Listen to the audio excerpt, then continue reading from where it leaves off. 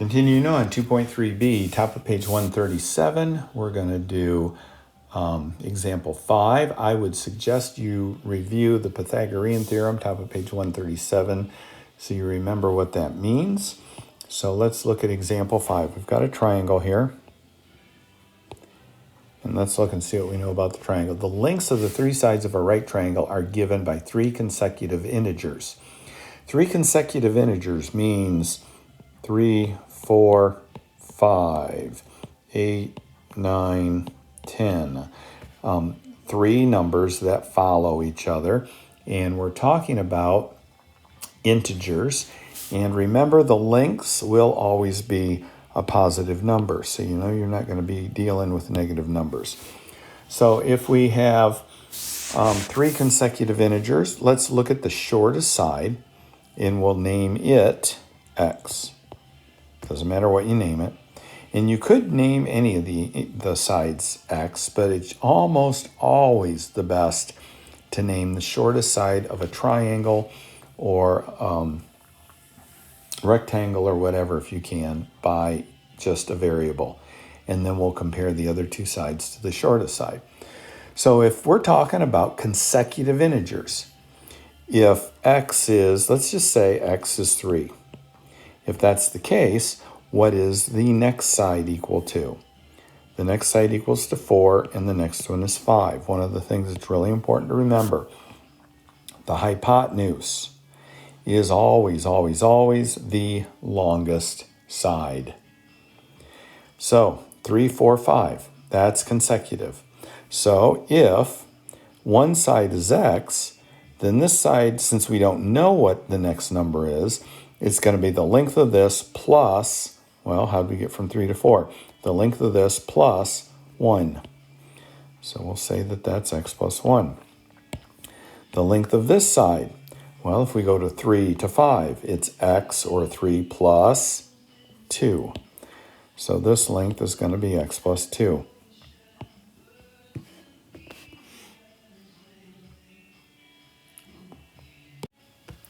So that's all we know at this time. We don't know, if we add up all these sides, we don't know what that equals. It wasn't given to us. But we do know, according to Pythagorean theorem, top of page 137, that the hypotenuse equals one side squared plus another side squared. So because we have that information, we can solve this. So our hypotenuse is x plus 2.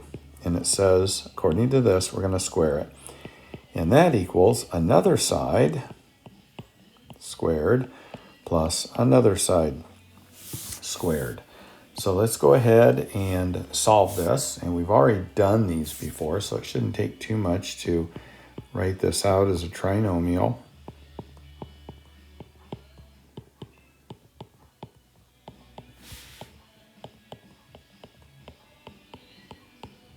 Okay, so let's start combining things. I'm going to leave this side alone for right now. Equals, I'm going to combine these two.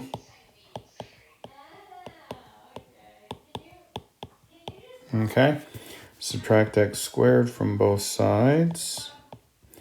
Those go away.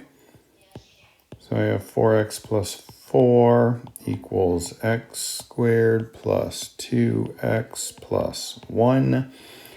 And I'm going to continue to move stuff around. So let's subtract 4x here. So I get x squared plus 2x plus 1 minus 4x. So I'm going to combine that and that. And I get x squared minus 2x plus 1 equals this 4 is down here. So now I'm going to subtract 4,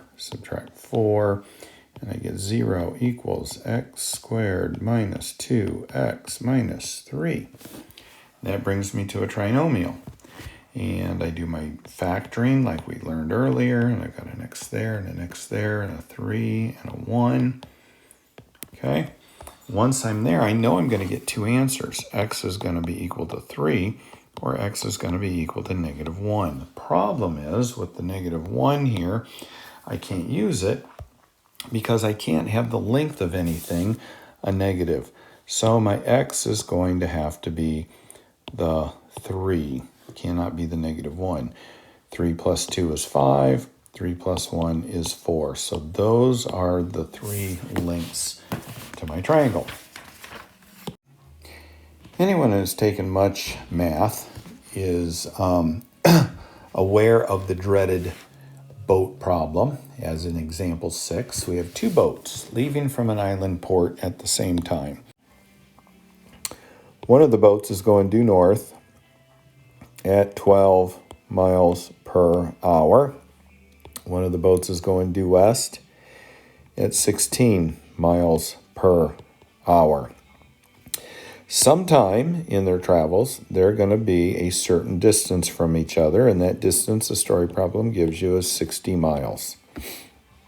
So what we're trying to find out is how much time it took for these boats. They started at the same time for both of them to stop at a certain time, measure, and that distance being 60 miles.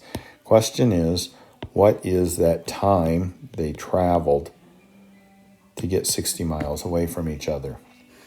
Well, let's look and see what we've got here.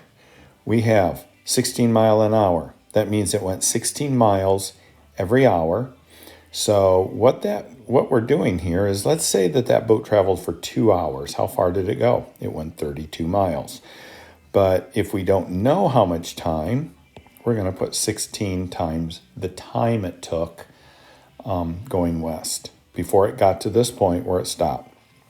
This other boat that was going 12 also went t as in time because it went the same amount of time before it stopped.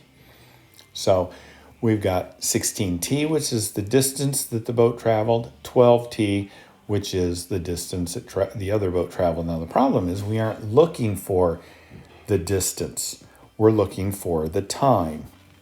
But we're going to use these 2 pieces of information in order to find time because each one of them has t in it. So we're going to solve for t, and that will give us the time.